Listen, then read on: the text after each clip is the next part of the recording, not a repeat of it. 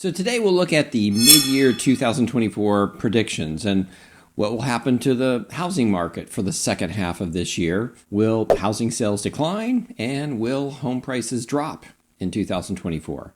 And today we'll actually hear from some of the national experts as well as some of my own thoughts on what to expect for the remainder of 2024.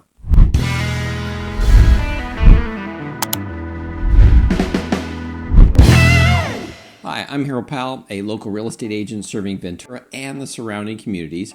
So if you like my videos and want to stay up to date on all things real estate for the Ventura area, then I suggest hitting the subscribe, like, and bell icon to be notified of future content. Well, we saw rates roughly double back in 2022, thanks in part to the Federal Reserve's war on inflation, and they've stayed high since then.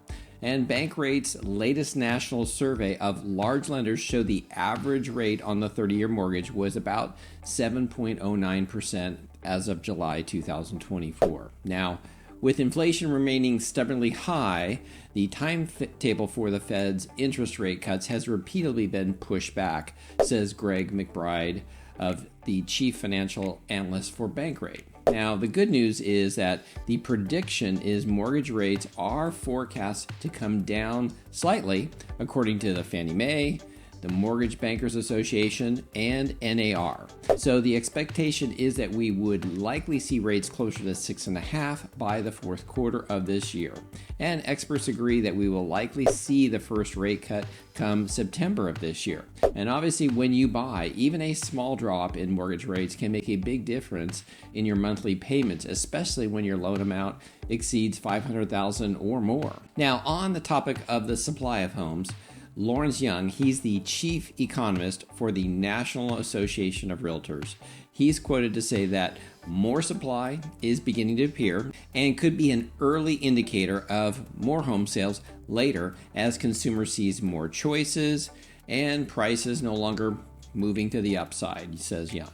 Now, many sellers who have delayed listing their property in the past 2 years will start putting their homes on the market to move to a different home that better fits their new circumstances, such as changes in family composition, jobs, commuting patterns, and retirees that want to be just closer to grandkids. So the next question is, will home prices drop in 2004? Well, Lawrence Young says probably not. Mortgage delinquency rates are at historic lows, and therefore there are very few distressed properties in the pipeline. And this will keep home prices steady, and they definitely will not decline in any meaningful way.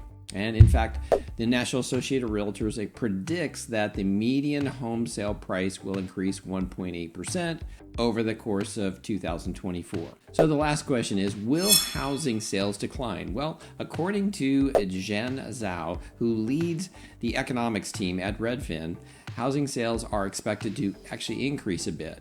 And we are not expecting sales to increase dramatically as rates are likely to remain just above 6%. However, Chen thinks prospective homebuyers may get something of a reprieve in the months ahead in the form of a couple of rate cuts from the Fed in the fall, September and December. And with more inventory available and lower mortgage rates, a few more homes are expected to be sold this year compared to last year. So locally, there are some differences than what is happening on the national level. The most revealing difference is the month's supply of inventory. Now, the months of inventory based on pending sales is really kind of a leading indicator of what is happening in the real estate market. Now, nationally, the months of inventory currently sits about at 3.7 months, while our local market is currently sitting at 2.4 months. Also, the change, if you look at this graph, from 1.6 months to 2.4 months indicates a slowing or deaccelerating in the market. And as a seller, this means that properties will be taking longer to sell as we approach a more balanced market. Secondly, the current inventory level now sits at 1,013 homes, which is about 63% higher than a year ago. And I will say that our inventory levels typically peak in July, which is kind of being confirmed by the fact that we are seeing new inventory already decreasing.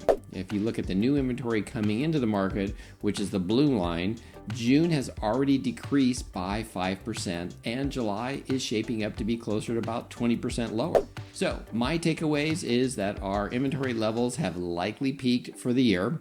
Pending sales are dropping also at about the same percentage as new inventory. So it's likely that we will just be sitting in this range of 2 to 3 months of inventory for the balance of the year. Typically, when we approach 3 months of inventory, prices tend to flatten out. So as we do see that number increase, we will expect prices to flatten. The expectation is, though, that lower rates will bring more buyers back into the market this fall, and this will likely push up the number of home sales. And additionally, it may also cause some sellers to move with the appeal of a lower rate. Now, I hope you found this video helpful, and if so, give it a like. Thanks.